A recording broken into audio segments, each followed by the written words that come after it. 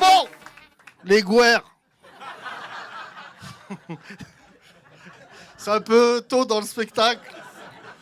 Mais là, Mustapha, il a créé un truc en bois. Putain, ce bâtard, là. Applaudissez Mustapha Latracé, s'il vous plaît.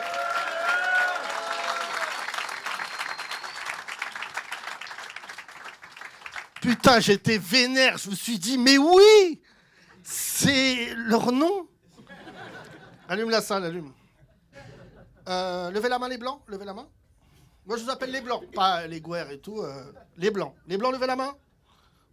Vous n'êtes pas assez, je vous dis la vérité.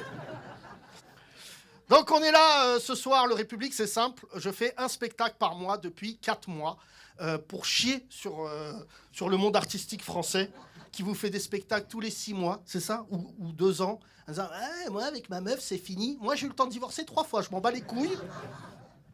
Mais en fait, je voulais montrer que l'actualité est tellement violente qu'on est obligé de trouver un exutoire et de venir sur scène, quoi, et d'en parler.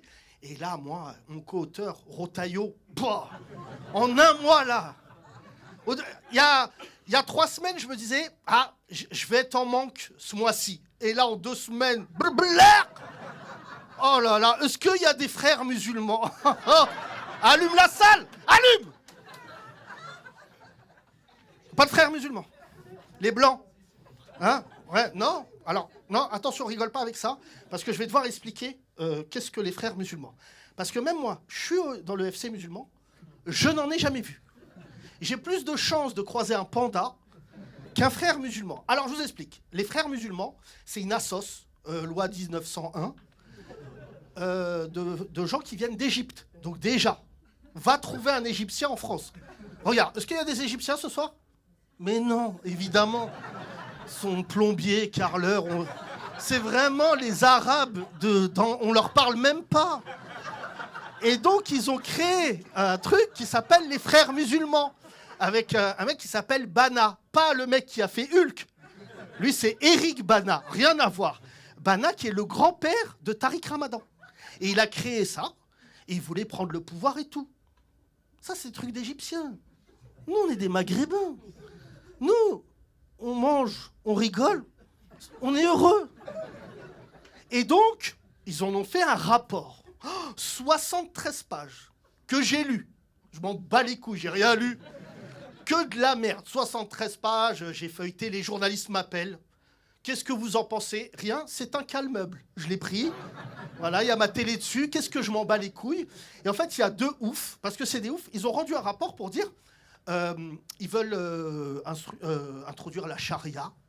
Bon, moi, je pense qu'on est plutôt dans la chariade. Et Max dans la charade. Mon premier est barbu. Mais non, surtout, ce que je veux dire, c'est que ce rapport prouve l'inverse de ce qu'il veut dénoncer. Parce qu'en fait, c'est même pas 1% des musulmans.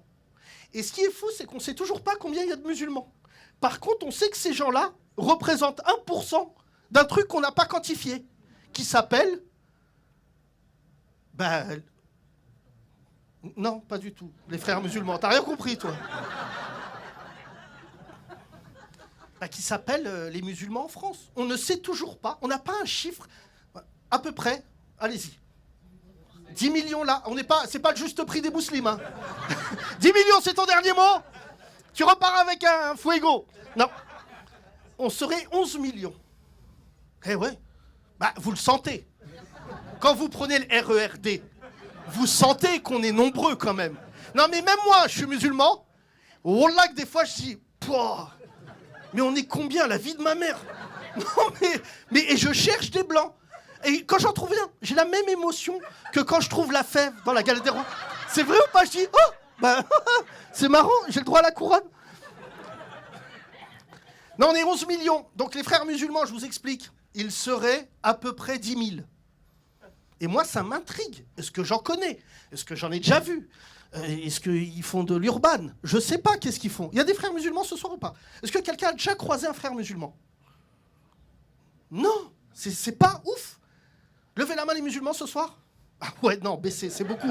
Non, là, ça, d'un coup, là, ça fait genre, on va prendre le pouvoir. Doucement. Non. J'aime ma salle, mais là, quand vous l'avez fait, il y a des blancs qui disent, ah ouais, donc quand même, quoi. Donc non, en plus moi je suis l'un des organisateurs de la manif contre l'islamophobie. La vraie, hein, pas celle organisée par Mélenchon pour faire oublier le livre qui est sorti sur lui. Moi j'ai fait la Dolby Surround. Qui était là à la manif de 2019 ? Voilà. Ouais, t'as vu ? Ça lève la main, musulmans, ça manifeste. Tout le monde était occupé. Donc on avait fait une manif de ouf. Et à l'époque j'étais l'un des organisateurs et l'un des financiers. Donc j'avais un peu de poids sur l'organisation. Et à un moment, on m'a dit, faites attention, véridique, hein, je ne l'ai jamais dit en public. 2 jours avant, on m'a dit, il y a des gens qui vont venir manifester. Je dis, ouais. Et quelqu'un qui travaille dans les services secrets français, donc il n'est pas si secret, parce qu'il me l'a dit, m'a dit, vous avez plein de fichiers S, là. Et tu sais, le problème de la fiche S, c'est que on te l'apprend. Tu sais pas que t'es fiché S. C'est quand tu arrives à l'aéroport. Hein, les blancs, vous savez pas de quoi je parle là. Eh bien, figurez-vous, vous voyez, vous rigolez, mais il y a beaucoup plus de blancs fichés S que de musulmans. Mais ils font pas peur, ils sont blancs, la vie de ma mère. Ils ont des tatouages de croix gammée. Alors qu'Arebeu, petit, chétif, qui regarde de travers, Michel, mais lui une fiche, on sait jamais. Et à l'époque, on m'a donné le nom de quelques-uns. Tu sais, on m'a donné le nom de copains de la manif. Et on m'a dit, lui, il n'y pense même pas. Et c'est vrai que je le connais, le gars. Mais je lui ai jamais demandé pourquoi il a été en Tchétchénie 8 ans. C'est vrai que ça m'a... Il fallait me le dire. Et je pense pas que c'était Erasmus, tu vois. Et je vous jure, j'ai pas pris la parole depuis ce rapport de merde. Je vous jure que quand on a fait cette organisation, quand on a fait cette manif, ma question c'est, est-ce qu'il va y avoir des frères musulmans ? Pas du tout. Parce qu'en fait, les musulmans de France ne sont pas sectaires. En fait, on se mélange entre nous. Tu fais un DVD, Frangin ? Et en fait, on a gagné, nous, les Français de confession musulmane. Je le dis ce soir. Frères musulmans, Daesh, qui tu veux, on te nique ta mère. Parce que nous, on est des musulmans un peu chelous. On fête Noël, on est possédés. Vous savez qu'on est des musulmans un peu clacos. On est des sortes de hippies. C'est vrai ou pas ? Non, mais moi, j'ai voyagé dans des pays musulmans. Et quand je leur raconte, ils me disent « Astaghfirullah ». Et c'est vrai. Parce qu'on est français aussi. Il y a l'islam, c'est vrai, mais on est français. Donc quand j'ai vu ce rapport, j'ai dit « Rotaillot, il veut m'aider pour mon spectacle ». Et en plus, il n'a même pas lu ce Golemont. Vous avez vu ce qu'il a fait ? Il a fait une conférence de presse, parce qu'il adore qu'on parle de lui, pour expliquer son rapport. Et il a dit « Je ne crois pas au terme islamophobie ». Bon, ça, vous avez vu, c'était pour mon spectacle, ils m'ont donné... L'islamophobie n'existe pas. Il y a quelqu'un qui meurt dans une mosquée, dans le Gard, qui s'appelle Aboubacar Cissé, de 50 coups de couteau. Le gars qui lui plante les coups de couteau lui dit « Allah, c'est de la merde ». Ça veut dire il lui donne 90% du message. Et nous, sur les plateaux télé, ils disent « Non, c'est peut-être une querelle ». Voilà. J'aimerais qu'on applaudisse Aboubacar Cissé, s'il vous plaît.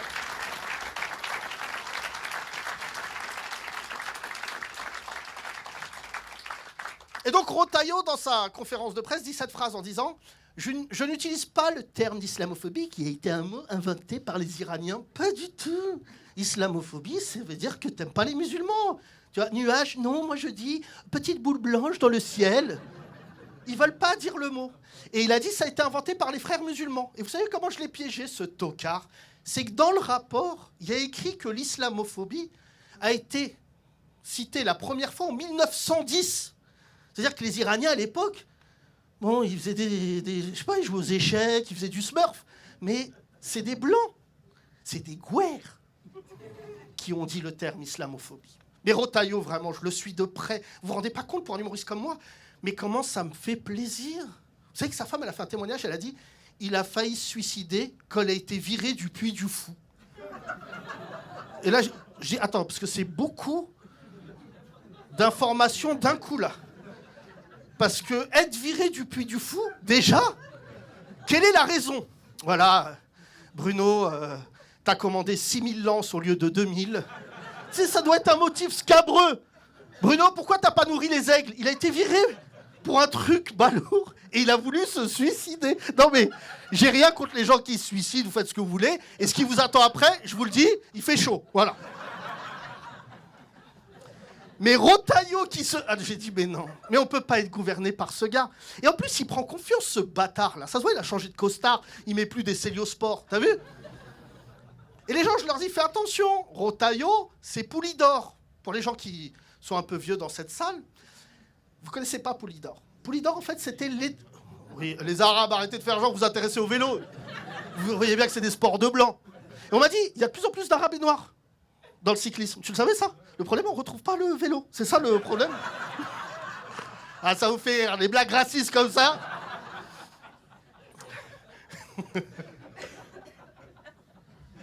C'est quand même fou, on vit dans un pays, quand tu mets arabe et vélo dans la même phrase, les gens ils disent « il l'a volé ». Tu sais, il n'y a même pas d'état d'âme. Et en fait, Rotaillot, c'est un peu le Poulidor de la droite. Personne ne le calculait, les amis, il vient du Puy du Fou. Et en fait, je pense qu'il a vraiment lancé... Bonsoir. Je t'en prie. Viens, assis-toi, Frangine. Les Noirs au théâtre, c'est une autre... Ils viennent quand ils veulent, voilà. Les Arabes, eux, ils s'approprient le spectacle. Tu vois, là, tout à l'heure, il y a quelqu'un qui va monter, qui va danser. C'est un Arabe. Et les Blancs, ils sont là en disant bah, « je ne savais pas qu'il était dans le spectacle ». Et donc, Rotaillot, c'est le Poulidor de la droite. Personne ne le calculait pendant des années. Le problème, c'est que je sais qu'il vient du Puy du Fou, mais je ne savais pas qu'il ferait de la France le Puy du Fou. En fait, on est en train de vivre le spectacle du Puy du Fou. C'est-à-dire, lui, contre des Sarrasins. Et là, du coup, je vais prendre mes places. Je vais y aller cet été, parce que je pense que toute la réponse politique est là-bas. Vous savez que c'est un parc payé par des fonds publics qui fait des pièces négationnistes.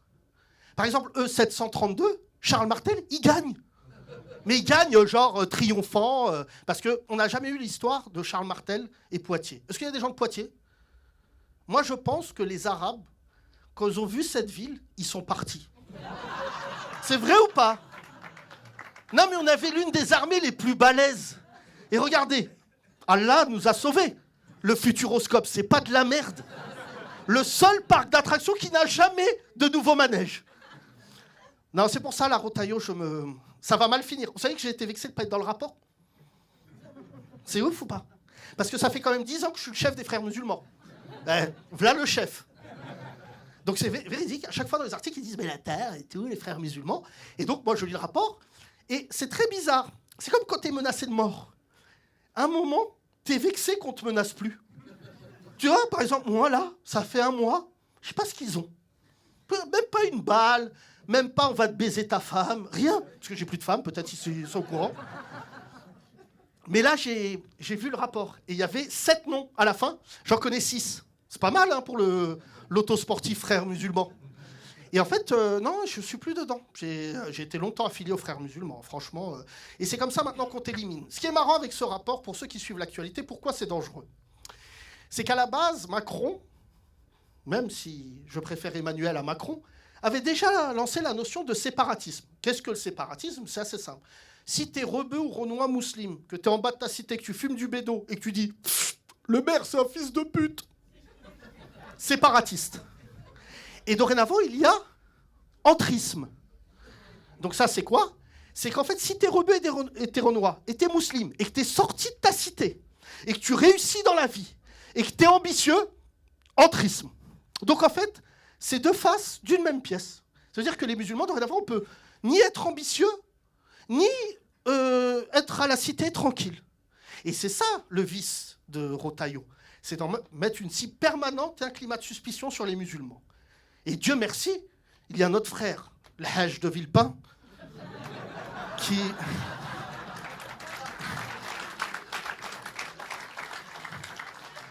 Lui, je ne l'avais pas du tout prévu.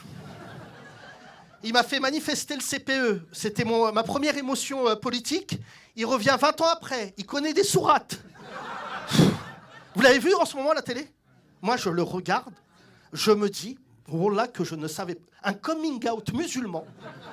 Les musulmans, vous êtes gênés ou pas? Il est pratiquant. Non, mais il connaît. T'as vu, la dernière fois, je l'ai vu. En pleine interview, il a dit, je vous laisse, c'est l'achat. Il est parti prier.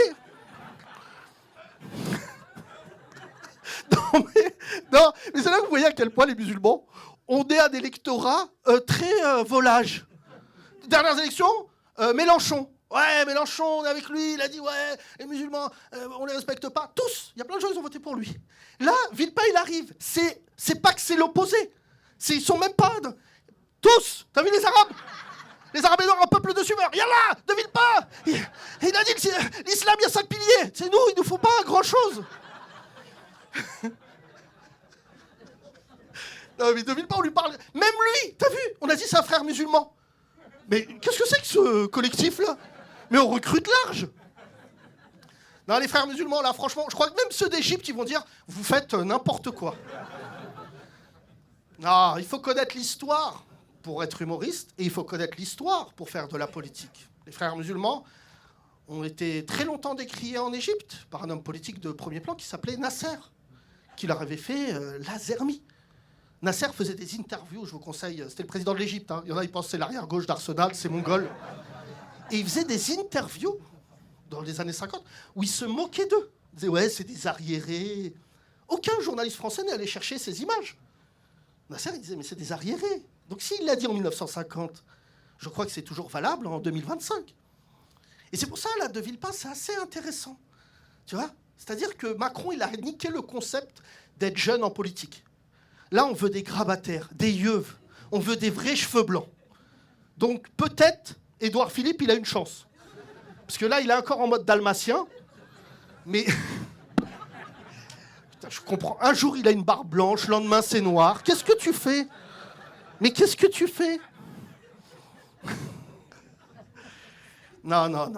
C'est pour ça qu'il y a une manif contre l'islamophobie, là, qui a été décrétée par Mélenchon. J'ai pas été parce que je suis plus Mélenchon, là. Enfin, je suis plus... je sens bien que je vais pas me mettre dans la main d'un mec qui peut à tout moment partir en couille. Tu vois, je suis un père de famille et déjà, moi, je pars en couille.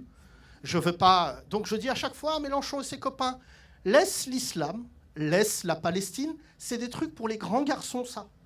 Parce que toi, à la fin de la journée, tu t'appelles Jean-Luc. Et tu peux faire des interviews de blancs. Tu sais, quand on va te montrer, tu vas dire, j'étais en burn-out. Tu connais les blancs? Quand ça part en couille, ils ont toujours une maladie rare. Voilà, ça allait pas fort dans ma tête. Jamais tu verras un arabe noir dire ça va pas fort dans ma tête. Tu nous montres, on dit ouais, et alors? Qu'est-ce que tu as à faire? Les combats doivent être portés par ceux qui sont concernés. Point final. Je le dis tout le temps.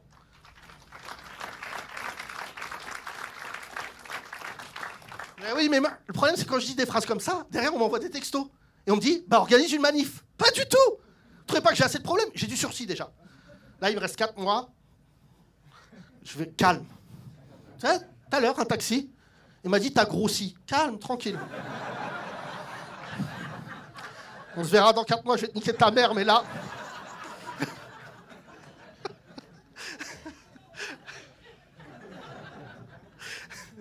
Je suis tombé sur un taxi fou. Parce que je suis fils de taxi, moi. Les gens me disent, ouais, si bâtard, il est de droite. Bah oui, connard, parce que moi, je viens du fin fond de l'extrême gauche. J'ai un père taxi artisan, et j'ai une mère qui était femme de ménage. Et bien sûr que ces combats, je les connais depuis petit. Et là, il y a eu les taxis, là, t'as vu? Et déjà, j'ai découvert que c'est que les rebeux maintenant, les syndiqués. T'as vu? Et ça, je vous le dis, les blancs. Mauvais mélange. Arabes, syndicats, oh là là! Le mec invirable, ça y est, danger pour la boîte. Le patron, suce-moi, m'en bats les couilles. Moi, je suis syndiqué, enculé de ta race. Wallah, que je vais manifester devant ta femme. Tu vois. Vous avez vu les rebeux syndiqués? Que des possédés. Et nous, on connaissait pas cette magouille quand t'es syndiqué, t'es invirable. Oh là là. Ah là, la CFDT, c'est à nous dans 2 ans. Non, ça va partir en couille. Non, ça va. Là, j'ai vu la CGT, je suis passé tout à l'heure devant le QG, je me suis dit, ça peut faire une belle mosquée. Vous savez pas ce qui arrive. T'as vu le nombre de rebeux taxis qui étaient là? Tu sais, ils parlaient, ils menaçaient le plateau. Ils disaient, là, on vous emmène à Roissy, il est où le respect? Il est où? Merci, Kamel. Ouais, merci, hein, pour les collègues à Porte d'Auteuil. Vous savez quand est-ce que j'ai vu que ça allait partir en couille? J'ai senti, moi, je suis fils de taxi.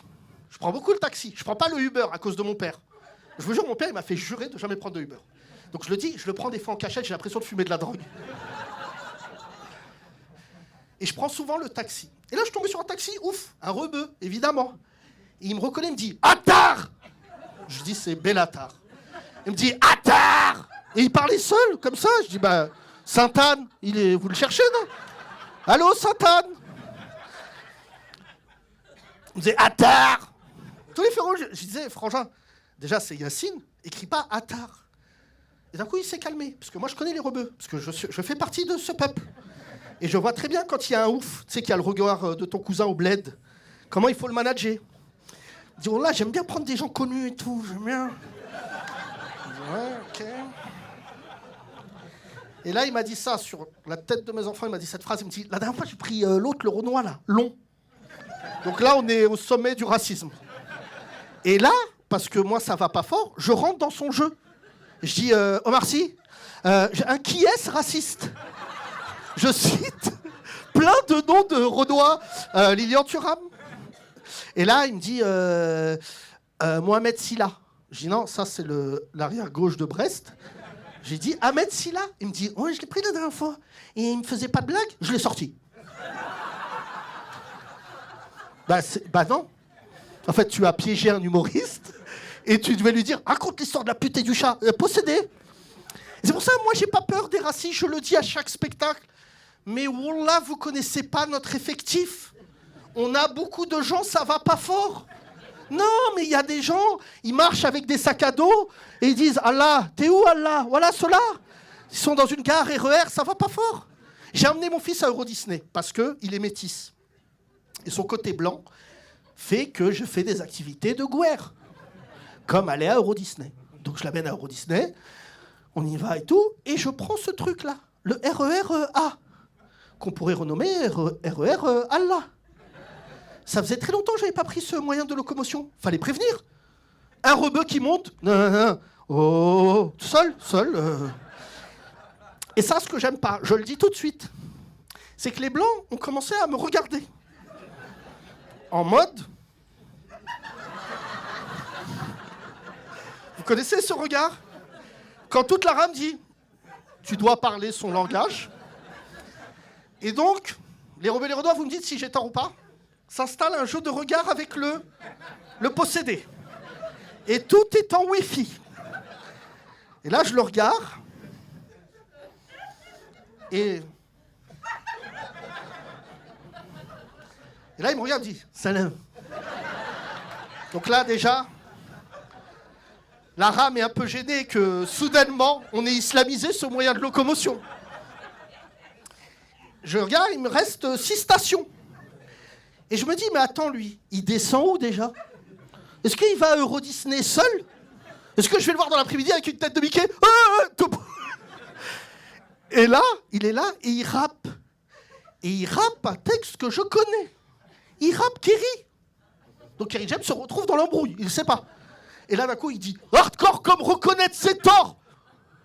Et là, il y a une dame blanche qui dit « Pourquoi reconnaître ses torts ?» Et là, j'ai dit, franchement, j'ai regardé le rebeu, et je dis « Ça va, frère ?» Il me dit « Yacine ». Il me monte du doigt, il donne mon identité. Et je dis « Ça va, frère ?» Il me dit « Ouais ». Il me dit « C'est ton fils ?» J'ai dit « Ouais ». Et là, mon fils me dit cette phrase incroyable, il me dit « Papa, j'ai peur. » Voilà. Moi, mon fils, il est moitié babtou, fragile. Je vous le dis, c'est les charmes du métissage, ça fait des beaux enfants. Mais des fois, la dernière fois, je suis allé le voir au foot, c'est ce qu'il faisait mon fils. J'étais une star du foot. Il y a des gens qui me connaissent, j'étais un grand joueur. Mon fils. Comme ça, sur le terrain. Je l'ai vu faire ça, j'ai dit, qu'est-ce que tu viens de... Et d'un coup, il faisait... Et là, je dis, waouh, il me dégoûte. Tu sais, quand ton fils, il joue pas au foot, ça te touche personnellement. Et je dis, mais tu joues pas ? Il me dit, non, parce qu'il y a mes copains... Et l'éducateur, qui est rebeu, il est venu, il m'a dit, même regard que le RER, c'est à vous ça ? Et donc le rebeu dans le RER, je le regarde et tout, et il commence à me parler. Et je me dis, je connais ma notoriété, je sais qui je suis dans ce pays. Quand on me voit, on veut me dire des choses graves. J'aimerais avoir le public de Florent Pagny. J'aimerais qu'on me dise, vous êtes beau, oh là là, votre dernier sketch. Non, moi, une partie de mon public... aime le MMA, aime le contact. Et quand il m'a dit, Yacine, et là, je dis, ça va et tout. Il me dit, ça va et tout, il fait chaud. Ouais, il fait chaud, franchement, calme. Et à chaque fois qu'il y avait une station, je me disais, c'est déjà une station. Et là, il me dit, c'est pas des ouf les juifs. Oh, le bâtard.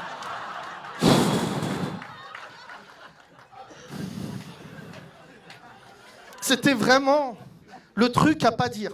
Mais vu que moi, je suis possédé, je lui ai donné quand même un biscuit. Je dis, pas tous les juifs. Modérateur. Et il m'a dit, tous. Quand il a dit le tout, j'ai dit, cet homme est dangereux, donc laisse-le. Et là, je lui dis, mais tu vas où? Il me dit, je vais pas à Euro Disney. Je lui dis, mais tu vas où? Il me dit, je fais ça. Je prends le RER et j'arrête là où Dieu il me dit d'arrêter. Donc lui, visiblement, il était... Et quand il est sorti, il m'a dit, Yacine, Selem, qu'Allah te protège.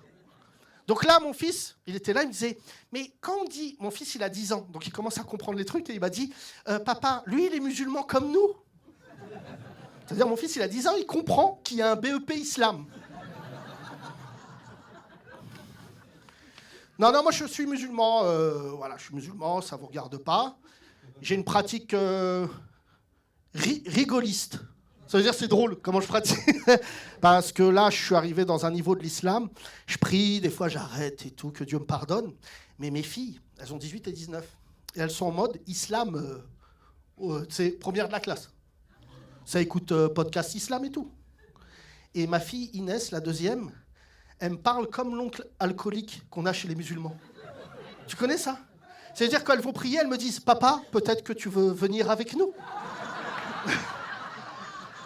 Et là, je me dis, je suis à un niveau de l'islam.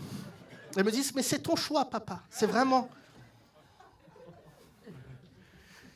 Non, là, c'est pour ça, là, les frères musulmans. Quel délire. Ça revient souvent. Vous savez, ça revient tellement dans l'actualité que dorénavant, notre oreille est habituée. Vous savez que la dernière fois qu'on a accusé quelqu'un d'être proche des frères musulmans, qui c'était? Karim Benzema. J'avais oublié. C'est en écrivant ce spectacle que j'ai réalisé que Darmanin avait accusé un footballeur qui vraiment aucun signe qu'il est proche des frères musulmans. C'est juste une fois, il a dit « Je fais le ramadan durant la Ligue des Champions ». Et tous les musulmans, on a dit bah, « C'est incroyable ». C'est pour ça que le PSG, demain, tous, ils font le ramadan. Et Darmanin s'est permis une accusation. Il était ministre de la Justice. Et je me souviens en me disant « Waouh, quelle accusation pour éliminer quelqu'un comme ça du jour ». À l'intérieur, pardon, il était ministre de l'Intérieur. Moi, j'aime bien Darmanin. Je le connais un peu dans la vie. Je l'aime bien parce que je trouve que c'est un très bon stand-upper. Moussa, évidemment. C'est pas le prénom qui met le plus en avant. Mais quand il a décidé, là, vous avez vu ce qu'il a, il a des idées de prison. Tu sais, je crois qu'il a trouvé une enveloppe. Il veut faire une prison en France que pour les narcos. Très mauvaise idée. Ouh, Gérald, tu vas réaliser un rêve. Quand les dealers de Narbonne vont rencontrer ceux de Quimper, en disant « Subhanallah, Kamel, ça va ou quoi? Ouais, par où vous passez? La D12, nous, une autre départementale. Tu sais, si t'enfermes beaucoup de dealers ensemble, je peux te dire que va sortir un projet. » Mais vous avez vu, tout à l'heure je disais l'actualité, vous avez vu qu'on a trouvé les El Chapo. Vous avez vu, vous connaissez El Chapo? On a trouvé ces gars à Toulouse. À Toulon, pardon. Tu vois, tu m'as amené sur le... Et ils faisaient de la drogue grâce aux chimistes français. Même dans la drogue, on s'exporte. C'est-à-dire El Chapo. El Chapo, il a pris 4000 ans de prison. Il a envoyé 2 mecs à lui en disant Los Muslimos, Toulon. C'est-à-dire, dans la prochaine saison de Narcos, il y aura des Kaira, tu sais, en TN. Eh ouais, mon frère, on baise tout, nous. Moi, déjà, je vais vous dire, je sais que ce spectacle va être vu dans toute la France. Moi, en dessous Lyon, c'est le Mississippi. Je suis gentil avec vous, hein. Mais quand tu descends après Lyon, c'est un autre univers. C'est des rebeux qui errent dans la rue. Tu vois, pour te dire à quel point le Sud, c'est particulier, j'étais à Avignon. Avignon, je ne sais pas pourquoi ils leur ont mis un TGV qui, visiblement, ne touche pas les gens de la ville. Et à Avignon, il y a beaucoup d'Arabes, mais des Arabes très particuliers. Et j'arrive et je vois un rebeu, vraiment un rebeu, à l'hygiène dentaire très douteuse. On est en 2023 quand même. Je lui dis, tu sais, il y a un truc, c'est le dentiste, bref. Et je lui dis, il me dit, pourquoi t'es là? Je dis, il y a le festival d'Avignon. Il me dit, ah ouais, c'est cette année. Ben, Nordine, c'est tous les ans. Et en fait, il m'a dit un truc, et que je pense, moi. Dans le sud de la France, les rebeux et les renois, c'est pas le même tarif qu'à Paris. On parle de Paris et tout, mais les amis, nous, on est dans le futur à Paris. Même si j'aime pas le PSG, je soutiens cette équipe. Parce qu'en fait, elle m'a réconcilié avec le foot francilien. Moi, je suis né en 82, mon équipe, c'était l'OM. Tu vois, je vivais à travers le fantasme de Bernard Tapie. Tu vois, Bernard Tapie disait l'OM, c'est des Arabes, des Noirs, des Blancs, voilà, de la tricherie, mais on est ensemble. Et c'est vrai qu'en 93, il nous a vendus. Et ça a laissé des séquelles. Très longtemps à Paris, le club le plus populaire était l'OM et pas le PSG. À cause de quoi? De la banlieue. Mais là, je regarde cette équipe et j'ai un ami qui s'appelle DJ Snake. Vous pouvez l'applaudir. Et DJ Snake est fan. Il est algérien, donc ouais, c'est les hommes, c'est la coupe, t'as les hommes. Et il m'a dit, est-ce que tu veux... Tu sais, là, demain, il y a le match. Et il m'a dit, dimanche, il va y avoir, s'ils gagnent, voilà, les Parisiens, ne sortez pas de chez vous avant le lundi matin. Et je me suis dit, putain, c'est beau. C'est peut-être l'un des premiers événements où la ville de Paris et sa banlieue vont se fédérer ensemble. Et pendant ce temps-là, on a des hommes politiques qui pensent que nous, on ne traîne pas ensemble. Regardez, ma salle, elle est magnifique. J'ai de tout. J'ai des Arabes, des Noirs, des Blancs. J'ai des Juifs. Est-ce que j'ai des Juifs? On applaudit.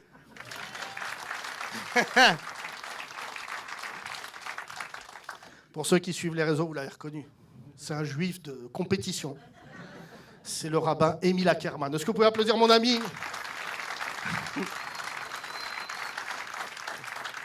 Ah, pour ceux qui écoutent le podcast, c'est pas le rabbin le plus marrant de France? Qu'on a fait le jeu Hitler, pas Hitler? C'est marrant ça ou pas?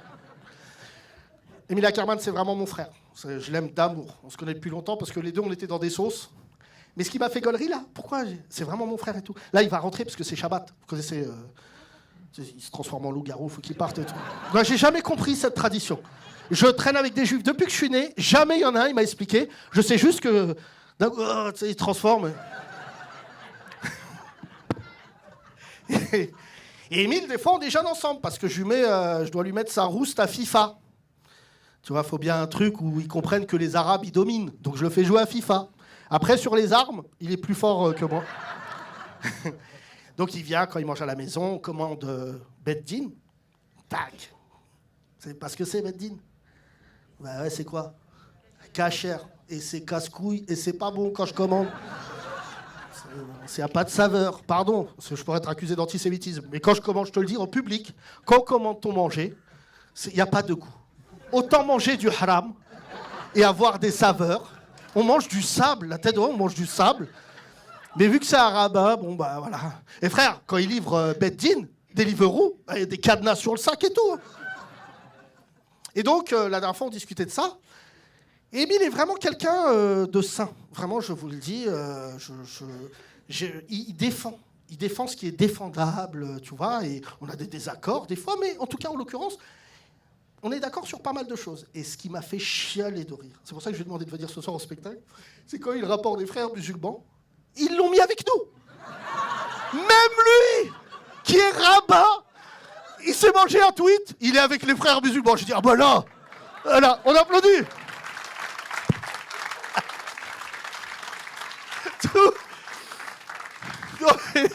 Que moi je sois considéré comme un frère musulman, ça me dérange pas. C'est vrai qu'il y a l'islam, ça doit aller. Mais qu'un rabbin, cet homme a dormi dans des synagogues. Il a lu des milliers de pages en se disant, là, je crois que j'envoie des signaux clairs sur mon judaïsme. Pas du tout. Banqueroute. Tu ne prends pas les 20 000 francs, 15 prisons avec les musulmans.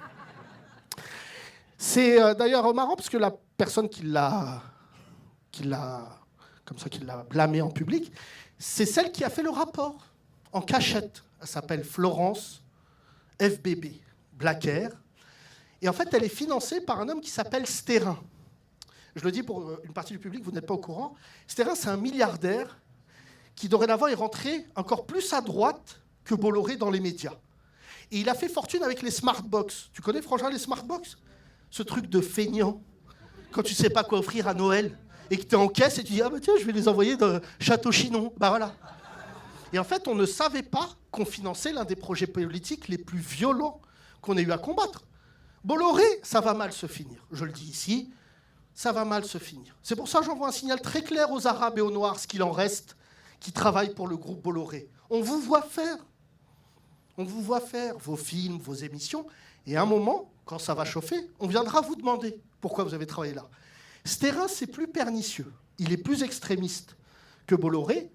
Et il finance beaucoup de gens sur Twitter, notamment des gens à l'extrême droite de l'extrême droite.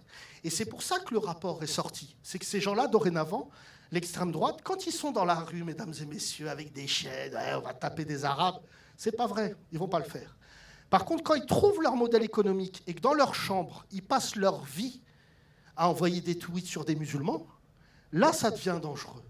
C'est pour ça que je le dis ce soir. Je fais un spectacle par mois pour laisser un témoignage de mon époque. Chaque mois, on découvre des dingueries comme ça. Et ça ne va pas s'arrêter. Ça ne va pas s'arrêter. Et on a été lâchés un peu par tout le monde, les musulmans. Tu vois, je le vois sur pas mal de choses. Le cinéma français, bon, ils ont donné la Palme d'Or à un film iranien, là, t'as vu ? Bon, nul, le film, je vous le dis. Non, parce que je préfère à chaque fois vous le dire. À chaque fois qu'il y a un film iranien, ça fait plaisir à tout Paris de récompenser en disant ils peuvent rien dire et tout. Par contre, tu leur demandes de mettre des Arabes et des Noirs, acteurs français dans un film, ils disent ah ben non, il n'y a pas de place. Et c'est ça la contrariété dans laquelle on vit dorénavant. Là, aujourd'hui, je ne sais pas comment ça va se finir. Je sais juste que beaucoup d'humoristes, j'échange avec quelques collègues, me disent ouais, ma salle, elle change. Quand je joue dans telle salle, ça devient chaud. Quand je joue ici, ça devient chaud. Et c'est pour ça que j'ai décidé de ne pas faire de tournée là pendant quelques temps. Et en fait, de faire des spectacles gratuits. J'ai le pire modèle économique, là, je vous le dis. Là, je vais faire une date, je vais manger un peu de viande. Non, là, franchement... Mon fils a vécu sa circoncision hier, vous pouvez l'applaudir ? Mon petit chat. Ah, miskin. Et c'est vrai que je me suis dit miskin. Et soudainement, je me suis dit, mais pas du tout miskin. Est-ce que tu te souviens de ta circoncision, Yacine ? Est-ce que les musulmans tous, je suis obligé d'ouvrir cette plaie ? Émile, je dois t'avouer que toi, en tant que juif, en 8 jours, c'est réglé. Vous êtes chronoposte du prépuce. Nous, les musulmans, il n'y a pas de loi. Je ne sais pas s'il y a des gens... Il n'y a pas écrit tel âge. Donc, tu peux rentrer dans une forme de oisiveté. Et moi, je me souviens de ma circoncision, le République, et je vais en parler ce soir. Vous devez vous en douter, mais j'étais un enfant suractif. Quand j'étais petit, j'étais... Waouh ! Et mon père me fait encore peur. Mais mon père est balèze, il pèse 140 kilos. Et en fait, je foutais le bordel, et dès qu'il était là, je me calmais. Mais j'avais toujours peur de mon père. Et un jour, je foutais un bordel chez un oncle, je ne sais pas s'il y a des gens ce soir, à Cergy-Saint-Christophe. C'est pour ça que je déteste cette cité. J'arrive et tout, et je sens que mon père est gentil avec moi ce soir-là. Je dis, il est chelou, lui. Normalement, ça fait bien longtemps qu'il aurait dû me tabasser. Et je fais des trucs en disant, regarde, il bouge même, hop. Et il y a mon autre cousin, Zacharia. Et là, on commence à faire fusion des conneries. Et là, j'ouvre la porte. Je vois un homme, grand. Je dis, ah, bonjour, ami. Et là, il me dit, je ne suis pas ton ami. Je dis, cet homme est hostile. Il rentre, un Tunisien. Bravo, les Tunisiens. Et là, il sort un ciseau. Et moi, on ne m'avait pas briefé. Parce que je vais comparer les époques. Et là, je vois le ciseau et je dis, peut-être il est maire adjoint, on va inaugurer quelque chose. Et là, tous les musulmans, oui, les hommes, un oncle m'attrape, me met ses mains sous mes jambes et écarte. Là, Zizi, en Dolby Surround. Et là, je dis cette phrase. Tous, il y avait tous mes oncles, mes parents, je les regarde et je dis, s'il vous plaît, plus jamais je ferai de bêtises. Déjà, on reconnaît le négociateur. Et là, il me dit, t'en fais pas. Je dis, ok, tout ça, c'est galère. Hein. Mais ça dure une plombe. Et je dis, s'il vous plaît, tout. Et là, il me dit, regarde l'oiseau. Beaucoup ont succombé à cette stratégie. Il n'y a pas d'oiseau dans un appartement à Cergy-Saint-Christophe. Et là, alors, les Blancs, là déjà, vous êtes atterrés. Et vous vous dites, Yacine, pourquoi t'as pas appelé la DAS ? Bonne question. Et là, c'est le moment qui suit qui est le plus délicat. T'es en sang. Ça va pas fort. Tes parents viennent de te trahir, comme dans un épisode de Game of Thrones. Et là, je me souviens, ils m'ont poussé sur le canapé. C'est-à-dire, tu sais, même pas ça fait mal, est-ce que ça va ? Même pas la couette des pompiers, là. Tu sais, premier soin. Et je suis là. Ah, et là, il y a mon cousin Zacharia. Et je lui dis cette phrase. Ah, ils vont te faire la même chose. Je ne tomberai pas seul. Là, pour les musulmans, je raconte la tradition pour que vous compreniez. Les blancs, d'où on vient. Là, les gens te jettent de l'argent. T'es dans un coma, t'as perdu 8 litres de sang, ils te jettent de l'argent. Tu sais, t'as l'impression, tu sais, t'es une tirelire. J'ai jamais touché 1 franc de cette... Vous avez vu maintenant que je vous l'ai dit? J'ai pas gagné 1 franc. Et je me souviens que tout le monde allait voir mes darons. Je vous dis ça, c'est dans un salon, dans une cité, au mois de décembre. Tu sais, tout le monde allait vers mes parents en disant « Félicitations, et toi, t'es... Mais c'est moi, j'ai plus de zizi. » Là, mon fils, autre époque, hôpital. Un juif. Bien sûr. Il vient, tout ça. Et les juifs, ils sont ingénieurs en prépuce. Ils sont très forts. Et donc, il explique et tout. Et il explique. Je lui dis d'accord, tout ça. Et je dis à mon fils, écoute, il va t'endormir. Donc, vu que c'est le grand basculement dans l'islam, tu dis Allahu Akbar. Il me dit d'accord. Je lui dis, quand ils vont te demander de respirer l'oxygène, tu dis Allahu Akbar. Là, mon fils, déjà fou rire, il y avait tout le monde. Et visiblement, il n'y avait pas de musulmans autour du brancard. Et il devait compter au bout de 10 secondes, il a dit Allahu Akbar. Il a en martyr, Allahu Akbar. Donc je pense que déjà les gens qui l'ont opéré ont dû se dire frère musulman, non? C'est avec l'actu et tout. Si jeune. Il arrive. Et ma mère vient, parce qu'il y avait mon ex-femme, mais c'est une bobo. Donc elle disait, ça va, il ne va pas mourir. Ma mère, elle arrive. Warrior, ma mère. Elle arrive, tout ça, tac. Mon fils, elle dit à mon fils, je savais, il n'allait rien t'arriver. Mon fils, il dit, pourquoi, mamie? Parce que Dieu, c'est Dieu. Déjà, mon fils, tu le laisses dans l'expectative, il ne sait pas... Et là, un moment des plus gênants de ma vie, c'est que le chirurgien vient et il explique l'opération. Il y a ma mère à côté. Nous, on est pudiques. Et là, il commence à dire, alors vous voyez, c'est quand même... il fait des signes. Et ma mère, elle dit, d'accord, mais ça va. Ma mère, elle ne veut pas entendre parler. Elle voit, elle sait, mais il ne faut pas... Et ma mère, elle dit, d'accord, oui, d'accord, ouais, mais est-ce que ça va? Et là, elle a dit au médecin un truc très mal, elle dit, moi, je sors, je ne veux pas entendre... Donc, très mignonne et tout. Et là, je pars, je dis, maman, je vais dormir, si tu veux, je dors avec le petit à l'hôpital. Elle me dit, non, je vais dormir. Je dis, ok, maman, et tout.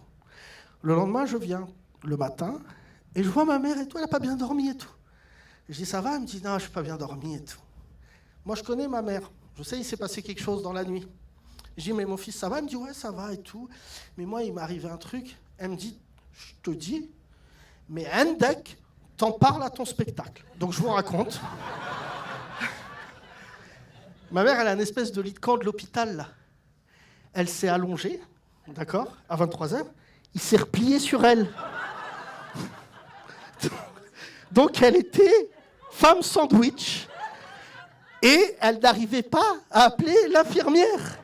Donc, elle est restée 20 minutes, tel un croque-monsieur, avec mon fils qui dormait. Déjà, là, je chiale de rire. Et je lui dis, mais comment t'es sorti? Elle me dit... Donc, ma mère, Miss Torty, elle a dû dire, Allah Akbar.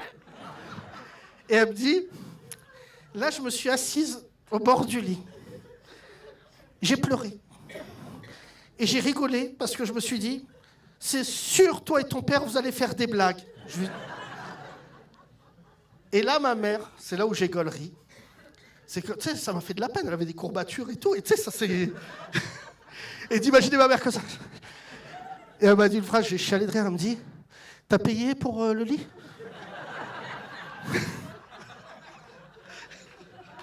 J'ai dit oui. Elle me dit, faut qu'il nous rembourse. C'est fou comme on aime ce pays et comment ce pays ne nous aime pas. Franchement, en tant que musulman, je le dis, la France, c'est tellement un truc de ouf, les amis. Franchement, je vous le dis. Même quand vous voyagez, vous faites les touristes, mais j'ai eu le privilège de voyager et de rester dans des pays pour les comprendre. Je ne connais pas un pays plus beau que le nôtre. Franchement, dans les mélanges, tout ça, il y a des problèmes, évidemment. Et ils finiront par comprendre que ces problèmes-là, ils doivent être analysés pour qu'on comprenne ce qui se passe. Mais on a vraiment un pays de ouf. Et quand j'ai vu la polémique de Mustapha, j'ai pas compris. Vraiment, je le dis parce que c'est mon collègue et que j'aime beaucoup Mustapha, et il revient de très très loin.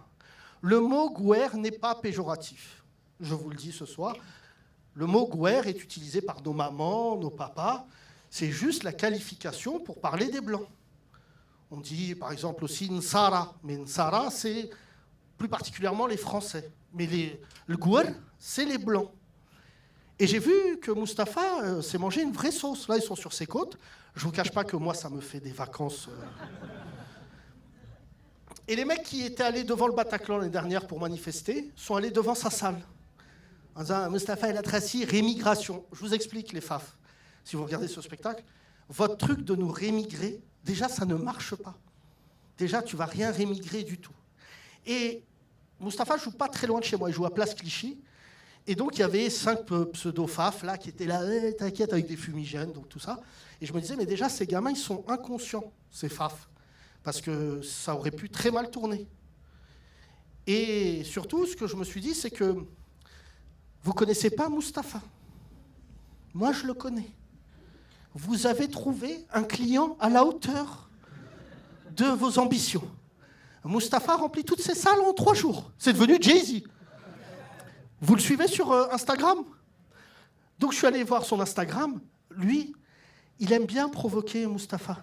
Donc, il n'arrête pas d'écrire « Merci les gouers ». Donc, eux... En fait, c'est ça ce qu'ils ne comprennent pas. Même si, il faut faire attention à ça. Vraiment, l'élixir d'avoir un public qui nous ressemble, c'est quelque chose de très dangereux. Il faut toujours avoir une diversité dans sa salle. Mustapha, il a des rebeux, beaucoup, parce que je crois qu'un tiers de son spectacle se fait en arabe. Mais quand tu vas voir Mustapha, tu sais ce que tu vas voir. J'en veux beaucoup au garçon blanc qui a fait ça à Mustapha. Tu sais très bien ce que tu vas voir. Tu as voulu piéger Mustapha et te faire mousser. Et la vanne, elle est gaulerie. C'est comme les gens qui vont voir Redouane Bougueraba qui me disent « Je comprends pas, il me parle. » Oui, Redouane Bougueraba, les 4 premiers rangs, c'est son spectacle. Et il faut être accroché. Après, on peut parler de sadomasochisme. Aller avec ta femme au 4e rang, voir Redouane, et d'un coup entendre « Ta femme, c'est une pute !» C'est un autre monde du théâtre. Mais je ne supporte pas l'idée qu'on s'attaque à des gens qui me ressemblent. Vraiment, je n'en peux plus de voir tous ces Arabes et ces Noirs et ce Juif dans cette sauce. C'est pour ça que je suis soutien immédiat. Je suis soutien immédiat. Il n'y a pas de discussion, tout ça. Bien sûr.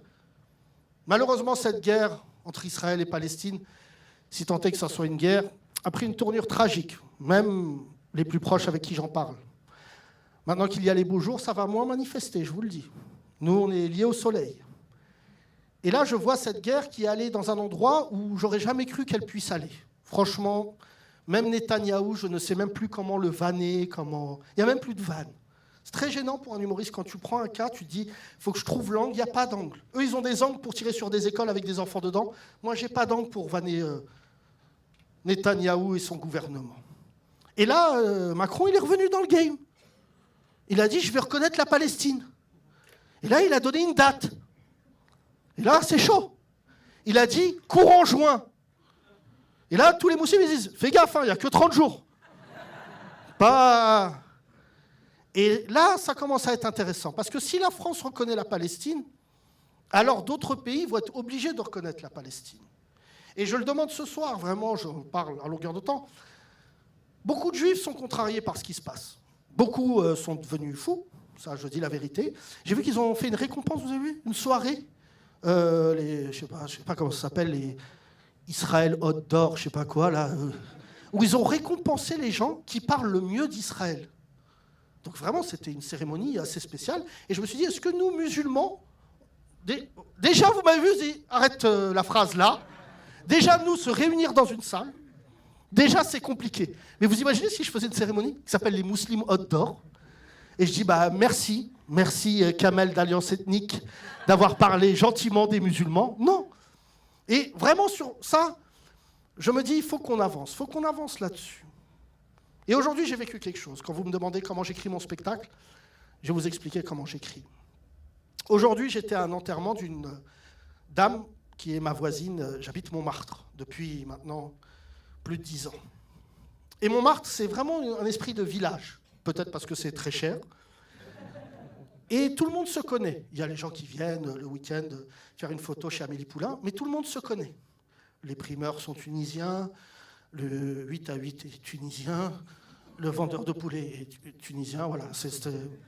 Mais tout le monde se connaît. Et cette dame est une gouaire, une blanche, que tout le monde aimait dans le quartier. Et c'était son enterrement aujourd'hui, j'y étais. Et la plus belle chose que j'ai vue dans l'église, c'est qu'elle avait réuni tout le monde. Il y avait des rebeux, des renois, des blancs, des juifs, des hongrois, il y avait de tout. Et on était tous des enfants de Montmartre. Et tout le monde avait un souvenir avec cette dame exceptionnelle. Tu sais, comment elle nous a intégrés au quartier, comment elle connaissait le nom de nos enfants. Elle a un fils magnifique dont on prendra soin, qui est adorable. Et en sortant de l'église, j'ai vu l'équipe de Golemont qui était à Montmartre.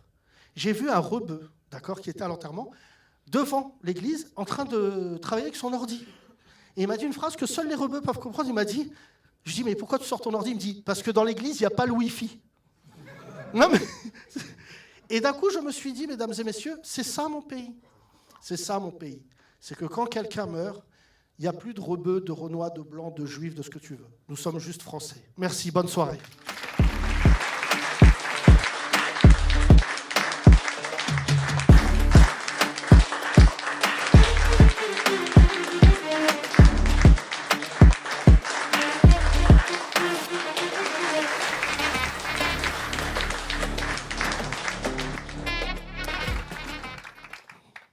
J'ai fait 1 heure ou j'ai pas fait 1 heure?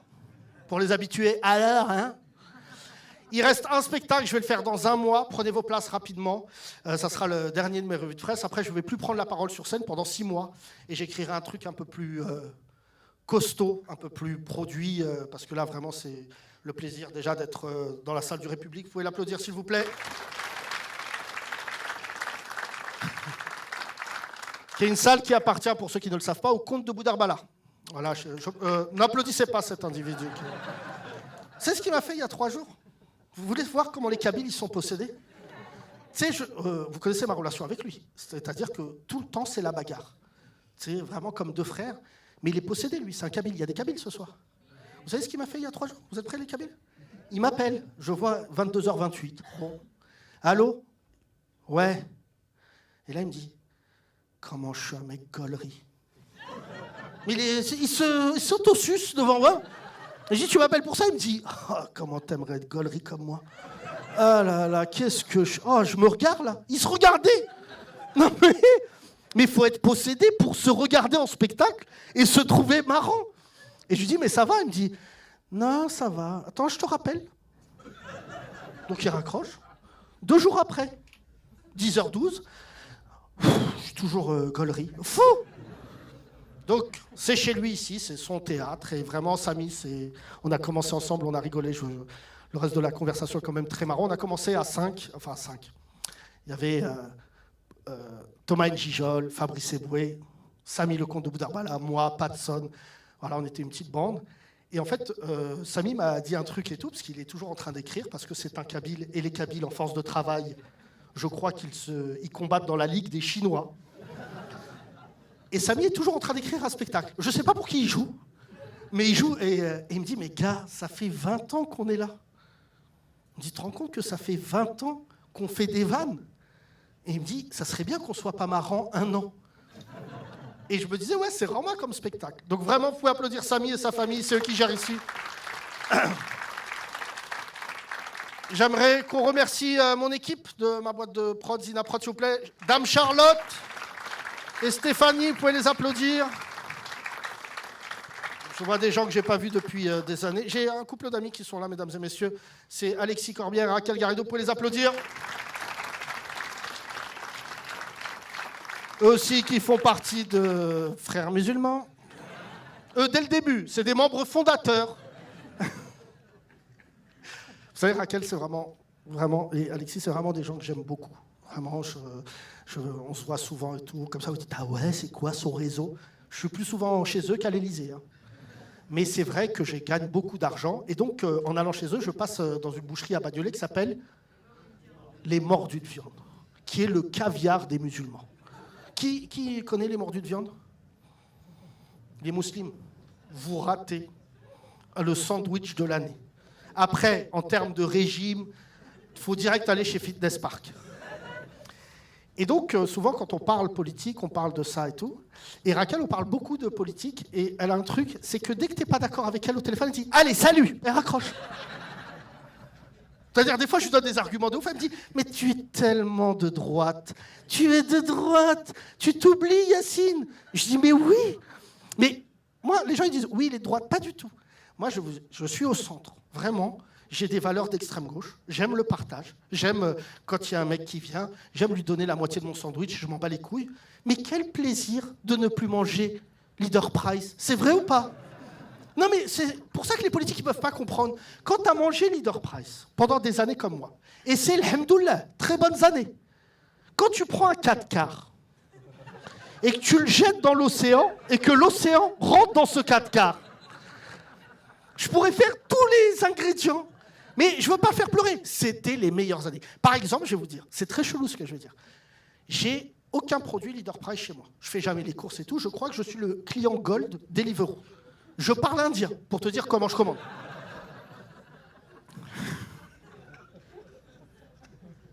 Vous savez pourquoi c'est horrible? Vous avez compris la vanne. Vous savez, Deliveroo, à quel point c'est devenu... C'est un outil de racisme. Quand c'est des Indiens et qui me disent « je monte pas », je dis « vous montez » et ils montent. Dès que c'est un Renoir, s'en bat les couilles, le livreur Renoir. Une fois, j'ai dit à un Renoir « vous montez ». Il m'a dit « je vais manger votre plat ». Il a raccroché, sale bâtard. Ça devait être un Ivoirien, je suis descendu. Oh, une victime. Ah mais monsieur, faut pas tout mal prendre là. Il m'a regardé comme un dictateur. Faut pas faire des choses comme ça, hein. Et les Arabes Deliveroo, alors là, j'ai jamais vu ça. Un jour, je commande. Hein. J'habite au 6e. D'accord? Je vois ma commande, elle n'est pas là. Je vois mon livreur, son vélo, il se barre. Je dis, qu'est-ce qu'il fait ce bâtard là? Je l'appelle, je dis, où elle est où? Il me dit, 2e étage. Oui, mais allons-y, Kamel. Lui, il croit que c'est une carte au trésor, il jette ça. Non, mais il faut être possédé pour se dire, et je vais le mettre au 2e. Il va m'appeler. Et je lui dirais, c'est dans ton immeuble. Et donc, de ma vie, je ne vais pas vous faire les sketchs des humains en disant j'étais pauvre. Pas du tout. J'étais très heureux, je vous jure, j'ai une belle vie. Mais mes parents ne savaient pas faire des courses. Tu sais, ils allaient chez Leader Price. Et ma Madeleine de Proust, c'est le steak à l'oignon de Lidl. Tu m'amènes une entrecôte, wagyu, je ne sais pas quoi, aucune émotion. L'odeur de ce steak, mi-chimique, mi à l'oignon. Tu te souviens de ce steak? Tu en manges 12. Ton corps ne comprend pas ce qu'il mange. Tu te souviens quand on disait, je ne sais pas ce que tu es en train d'ingurgiter, mais si tu veux rajouter, tu rajoutes le jus multivitaminé. Qui, je le rappelle, tu le mets dans un scooter, il démarre. Tu te souviens que les fruits qui étaient n'existent pas. Et tu vois, les gens, c'est pour ça que je n'aime pas le fait qu'on me parle de ma réussite sociale. C'est vrai. Est-ce que j'aiderais les mecs des Mureaux en habitant aux Mureaux? Pas du tout. C'est parce que j'habite à Montmartre que les mecs des Mureaux sont fiers. Il faut quitter le quartier. Le mec qui reste au quartier, c'est soit un dealer, soit l'imam. Personne ne veut rester au quartier. Et souvent, les gens, quand tu réussis, tu sais, ça les intrigue. Et récemment, il m'est arrivé un truc assez marrant. Je mangeais dans un grand restaurant. Et quelqu'un de la télé, je ne vais pas vous dire de quelle chaîne, LCI, j'étais en train de manger avec un monsieur qui fait du business. Et il m'a vu, il est venu me serrer la main et tout. Salut, ça va, machin et tout. Et tu sais, c'est un mec de business, c'est pas un mec des médias, tu vois. Ça, c'est un mec qui fait des affaires et tout. Et il m'a dit cette phrase devant le gars, il m'a dit « Ça va Yacine? Bah alors et tout. Les médias ?» Je dis « Ouais, c'est fini les médias, j'ai plus envie de faire de médias. » Il me dit « Mais comment tu connais ici ?» Et je dis bah, « Parce qu'avant j'étais voiturier. Et un jour j'ai décidé de rentrer. » Et il est parti. Et le businessman dont je parle, il est belge. Et il est marocain-belge. Les belgo-marocains, il m'a dit « C'est chelou comme question. » Je dis « C'est ça la France. C'était illégitime nulle part. » J'ai une amie qui est là ce soir. Elle est députée, mesdames et messieurs. Raja S'il vous plaît, Raja, s'il vous plaît. T'es où, Raja? T'es où, Raja? Ah ouais, ça va, Raja? Bah ouais, Raja. Raja, t'es magnifique. Vous connaissez pas Raja? Raja, elle est députée en Belgique, chez Europe Écologie. Donc là-bas, ils ont des lois, ils sont obligés de prendre des Arabes, ils ont pris Raja. Raja, je dis comment on s'est rencontrés ou pas, Frangine? Allume la salle, s'il te plaît, parce que c'est une séquence importante pour moi. Raja, t'es venu accompagner moi, avec qui t'es venu? Salut, ça va, Frangine? Tu te rends compte avec qui t'es venu ou pas? Raja, mesdames et messieurs, c'est une méga star en Belgique. C'est l'une des femmes les plus vaillantes que je connaisse politiquement. Et en fait, comme vous le savez, ce qui fait que ça va pas fort dans ma tête, c'est que j'ai perdu mon meilleur ami dans un accident tragique d'avion. Il s'appelait Karim Sahafi. Et Karim Sahafi, c'était un Tunisien, donc ça arrive à des gens... Enfin, c'est triste, mais... Et Karim s'était installé à Bruxelles. Et il avait décidé de s'installer pour faire ses études là-bas parce qu'il n'avait pas le niveau en France. Et Karim Sahafi était un garçon solaire. Et un jour, il m'amène Raja. C'est vrai ou pas, Raja? Et il m'amène Raja quand? En 2015, après les attentats. Et Raja, elle a grandi dans un endroit qui s'appelle Molenbeek. Et je vois ce petit bout de femme, parce qu'elle est énervée, haute comme 3 pommes. Elle me fait visiter Molenbeek. Mais elle est N-1 avec les terroristes. Et donc, elle commençait la politique, mais elle n'avait pas le rayonnement qu'elle a aujourd'hui. Et elle me présente tous ces gens magnifiques de Molenbeek. Tous ces gens qui, du jour au lendemain, on a donné leur adresse en disant « c'est un terroriste, c'est là où ça se passe ». Et Raja me fait visiter partout, je mange 7000 kilos de viande, j'en peux plus. Et je vois des gens, et elle me dit « faut que tu fasses ton spectacle ». J'ai dit « Raja, c'est une très mauvaise idée. Je regarde quotidiennement ces news, et je sais ce qui se trame ici. » Et elle me dit « je vais te trouver une salle. Je te préviens, je te trouve une salle. » Moi, je dis « elle ne trouvera pas de salle.